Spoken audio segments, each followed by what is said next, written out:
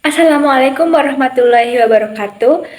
Salam sejahtera bagi kita semua. Salam Pancasila. Saya Nita Dewi Nurmala dengan nomor NIM 232180176 dari kelas 5E PGSD Universitas Muhammadiyah Purworejo akan memenuhi tugas mata kuliah Inovasi Pembelajaran PKNSD, yaitu Orasi Kampanye Calon Pemimpin Bersatu Membangun Negeri Berlandaskan Pancasila.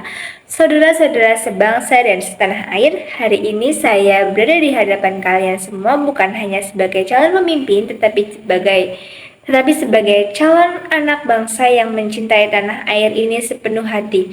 Saya berdiri dengan satu tekad, yaitu membela negara kesatuan Republik Indonesia dan mengabdi untuk rakyat Indonesia.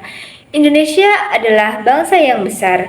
Kita berbeda suku, agama, budaya, bahasa, tetapi kita disatukan oleh semboyan luhur, yaitu Bhinneka Tunggal Ika. Nah, perbedaan ini bukan alasan untuk terpecah, melainkan kekuatan untuk bersatu. Persatuan dan kesatuan adalah fondasi utama bagi bangsa ini. Tanpa persatuan, Indonesia tidak akan berdiri kokoh seperti hari ini. Saudara-saudara sekalian, sebagai calon pemimpin, saya berjanji akan menjaga persatuan bangsa Indonesia.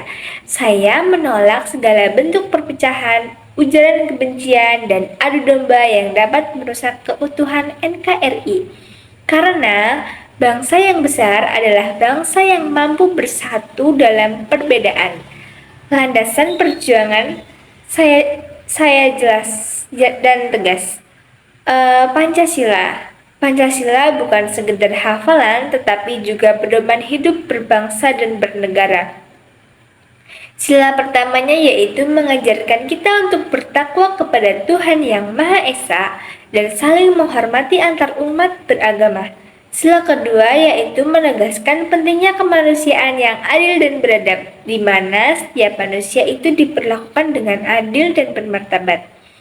Sila ketiga yaitu menguatkan persatuan Indonesia. Sila keempat mengajarkan demokrasi melalui musyawarah dan perwakilan.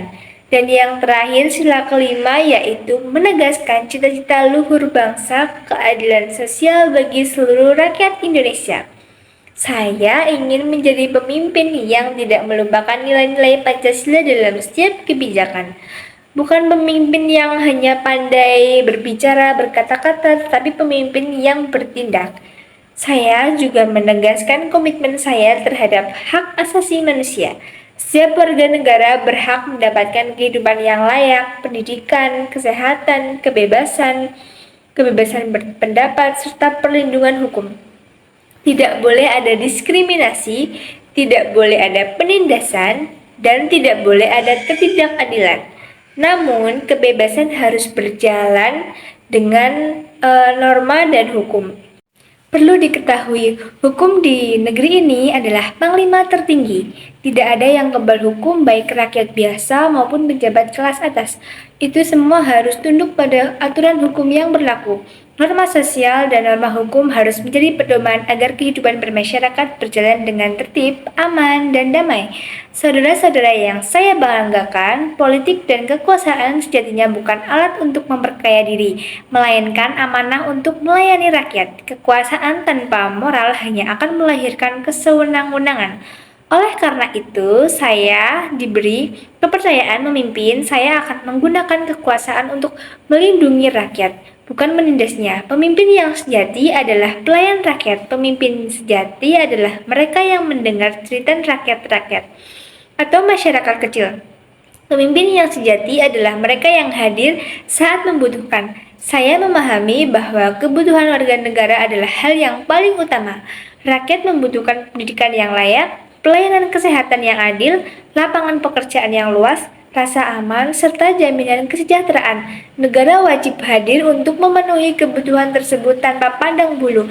Di tengah arus globalisasi ini, bangsa Indonesia tidak boleh kehilangan jati dirinya. Kita harus maju mengikuti perkembangan teknologi dan informasi, tetapi berpegang teguh pada nilai budaya, bangsa, dan Pancasila. Globalisasi harus memanfaatkan kemajuan bangsa, bukan menjadi ancaman untuk mengikis identitas moral saudara. Nah, saudara-saudara sekalian, saya mengajak seluruh rakyat Indonesia ini untuk bersama-sama menjaga NKRI. Jangan biarkan bangsa ini terpecah oleh kepentingan yang sempit. Jangan biarkan ideologi asing merusak nilai luhur bangsa ini. Mari kita berdiri sebagai bangsa yang berdaulat, adil, dan bermartabat. Jika saya diberi amanah jadi pemimpin, saya berjanji akan memimpin dengan hati, bekerja dengan nurani, dan mengabdi sepenuh jiwa untuk Indonesia. Bersama kita kuat, bersatu kita maju untuk Indonesia yang adil, makmur, dan berdaulat. Merdeka! Sekian, wassalamualaikum warahmatullahi wabarakatuh.